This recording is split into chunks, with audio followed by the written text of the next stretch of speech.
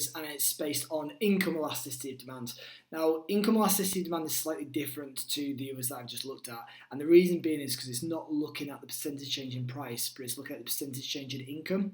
So what it'll be, as you can see from the formula, it's known as YED.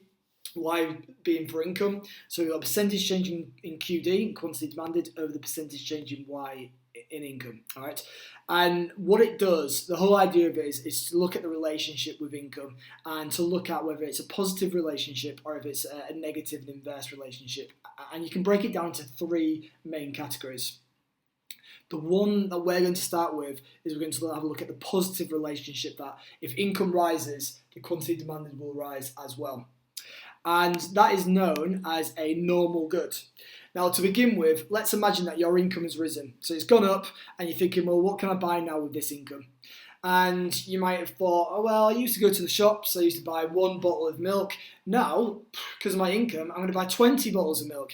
It's probably not going to be realistic. And the reason being is because you don't need it, all right? And what you might find is you're a little bit more generous with your servings of milk, and perhaps your cups of tea and your coffee is a little bit more milky, and it might be that you're not having to wait until your next weekly shop to buy that bottle of milk, and you might just pop to the shops and get another bottle whilst you're waiting. That might happen, but it's not going to drastically change. And what you'll probably find is actually the percentage change in your income is going to be greater than the percentage change in the quantity demanded, but they both will be positive. So let's imagine we've got a situation where we're looking at fresh fruit, and your income's gone up by 10%, but the demand for fresh fruit has only gone up by 4%, and therefore your income elasticity of demand is plus 0.4.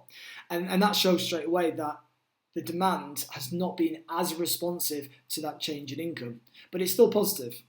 And when you've got an income elasticity of demand between 0 and 1, what we consider that to be is a normal necessity good. All right, so it's a normal necessity good, and it means that demand is rising less than proportionately to income, but it's still rising.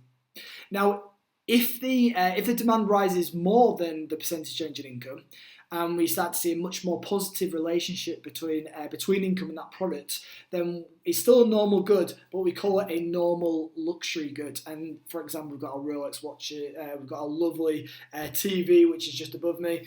And if you think about, for example, your income goes up and you might now be able to afford to buy a TV outright.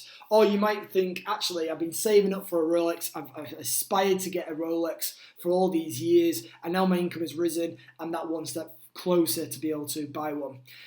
Or it might be actually a situation where your income's gone up and you might not be able to buy it outright, but you are much more confident, and you've almost got that like kind of wealth effect where you feel, yeah, okay, I might buy it now, but I might just buy it on finance perhaps. I might stagger it over certain payments, but I feel comfortable doing that because my income's risen, so my confidence has also gone up.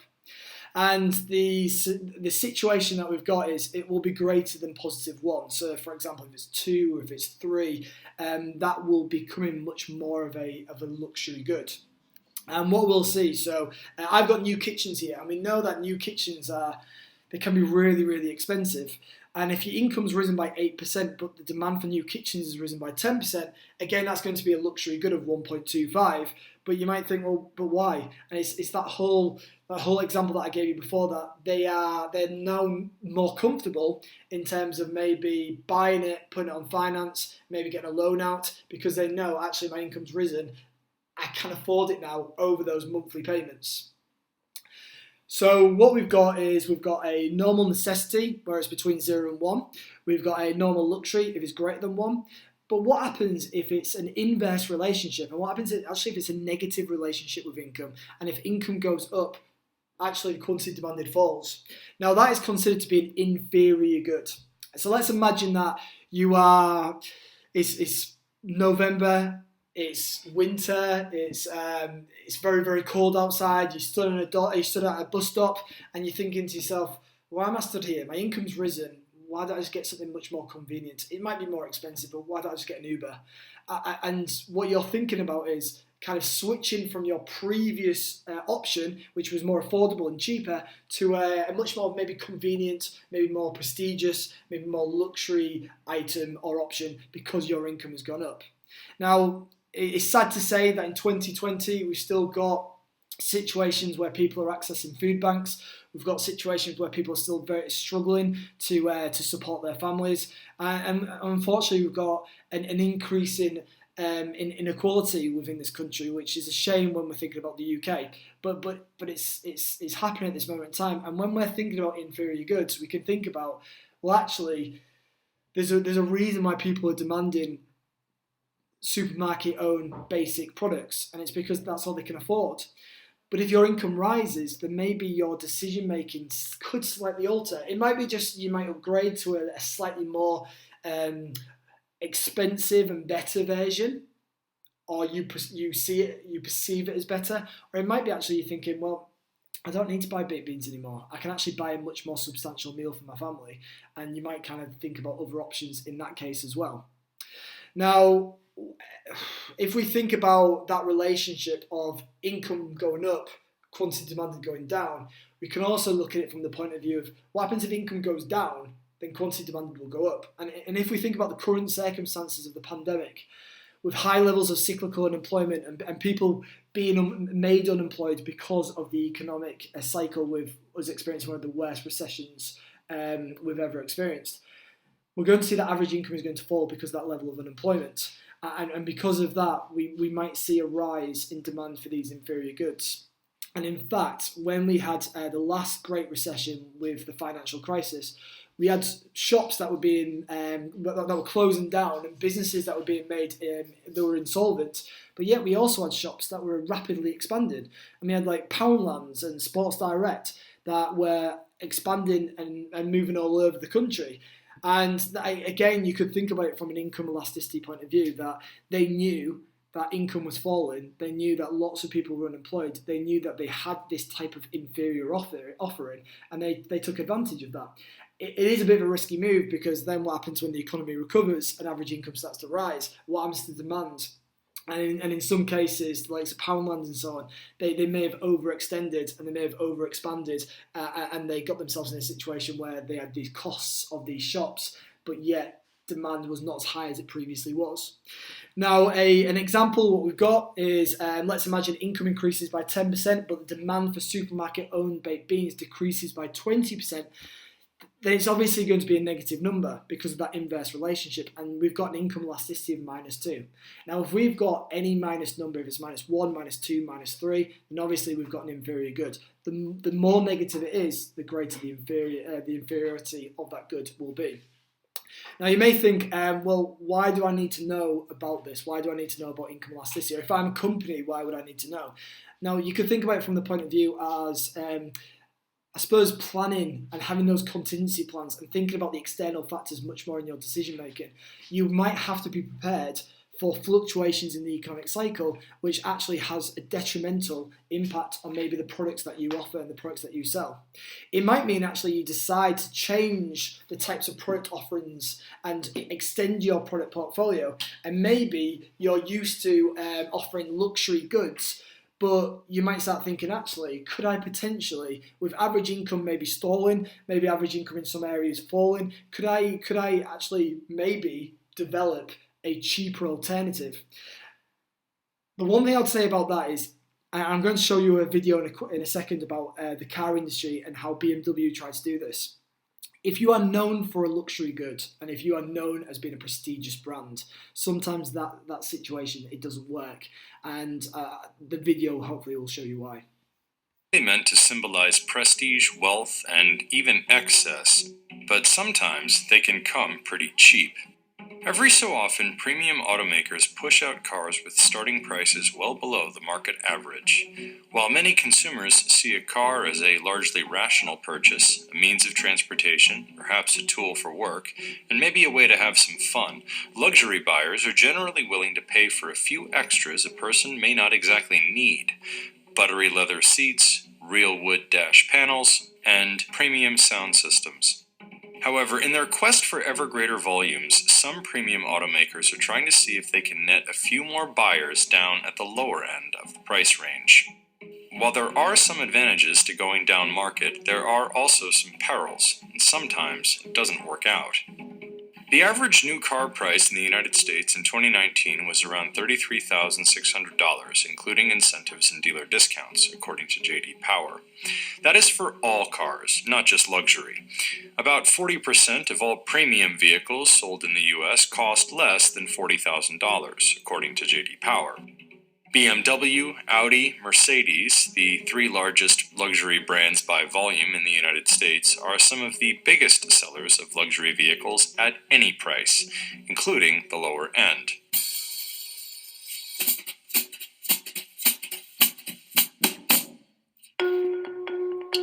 One very notable example of a luxury car at the lower end of the price range came from BMW in 1994. The BMW 3 Series Compact, officially known as the BMW 318 Ti. The car was BMW's mid-1990s shot at widening its highly successful 3 Series range of sports sedans, which the company had debuted in 1975. But the three-door hatchback sold poorly in the United States and was discontinued in North America after just 4 years on the market. It enjoyed more success elsewhere in the world, though, and stayed in production through 2004. A few years after the 318 Ti, Mercedes-Benz also tried its hand at selling a cheaper model for the masses. The Mercedes C-Class Sport Coupe, or Sport Coupe, was a three-door hatchback or liftback car sold in the US beginning in 2001. The Sport Coupe had a starting price at the time of $25,575, a pretty low price for a Mercedes. For a few thousand more, buyers could opt for a bigger engine and some other features. However, at least in its basic form, the car lacked many of the basic elements buyers would expect in a Mercedes, such as leather seats and a CD player. The Sport Coupe failed to make a sustained impression with customers and eventually went the way of the BMW 318 Ti. The model was eventually discontinued in the US. However, the Germans aren't the only ones who try their hand at selling a cheaper car that can appeal to a different kind of buyer. Jaguar, while under the ownership of the Ford Motor Company, also tried reaching out to less well-heeled customers with the X-Type, a mid-size sedan. It started at $30,000. The car shared underpinnings with a Ford model sold in Europe called the Mondeo. It was not considered a bad car. Reviewers simply didn't feel it was good enough to be a Jaguar. And again, sales were lackluster. Ford would eventually sell the entire Jaguar brand to India's Tata Motors, the automotive arm of the Tata conglomerate. Despite failures, luxury automakers have continued to see the promise in dipping into the mainstream market.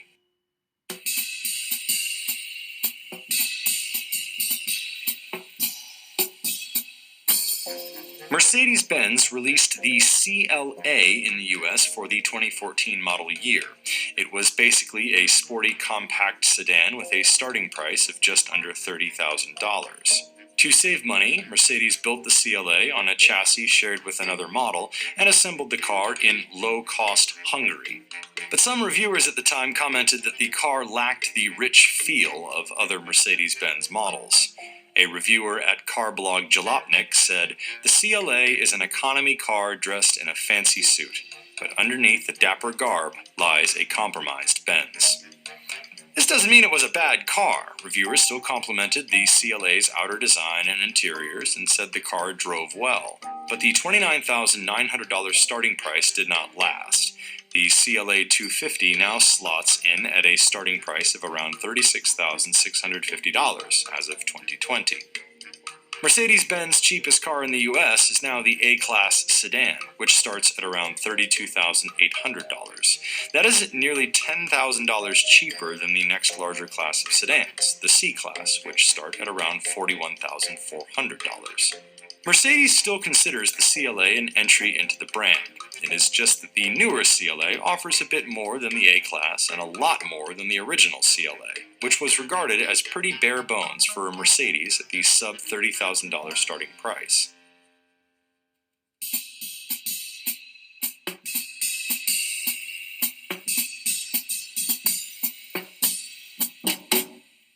Auto industry insiders note that BMW and Mercedes brands don't really have mass market brands like many of their competitors. So if they want to increase volume, they have little choice other than offering a wide range of products under the same brand. This does offer customers a wide array of options, which helps the brands cover a broader slice of the market. Throughout much of their history, both German automakers specialized in selling top-shelf versions of traditional passenger cars that boasted luxury and high performance. But since the 1990s, US consumers have increasingly sought out sport utilities, and Mercedes-Benz and BMW have responded. The largest portion of each brand's sales growth in the US in recent years has come from SUVs. But both companies have sold cheaper cars in part because they give each brand a chance to attract new buyers, especially younger ones who might not yet have the cash for one of the classic mid or full-size models. If you have, as a what-if example, if you have somebody buy one at 25, even if their next car isn't necessarily an Audi or Mercedes, maybe they come back a little bit later on. If you can catch somebody that young and get them interested into your brand, it may be later in their life that they come back, but you still have a better opportunity of getting them to come back. It's easier sometimes than to get them in fresh. Mercedes told CNBC that 70% of CLA buyers come from other brands, and the majority of those are coming from non-luxury brands. On average, these customers are 11 years younger than the typical Mercedes-Benz buyer. 54% of A-class buyers in 2019 came from other brands as well. And those customers most frequently had owned Toyotas, Hondas, and Lexus vehicles prior to switching over, Mercedes said. Some industry observers are skeptical that luxury brands are going to be able to convert a considerable share of the market by simply offering a lower-priced vehicle, when so many of their other models are going to be simply out of reach for many customers.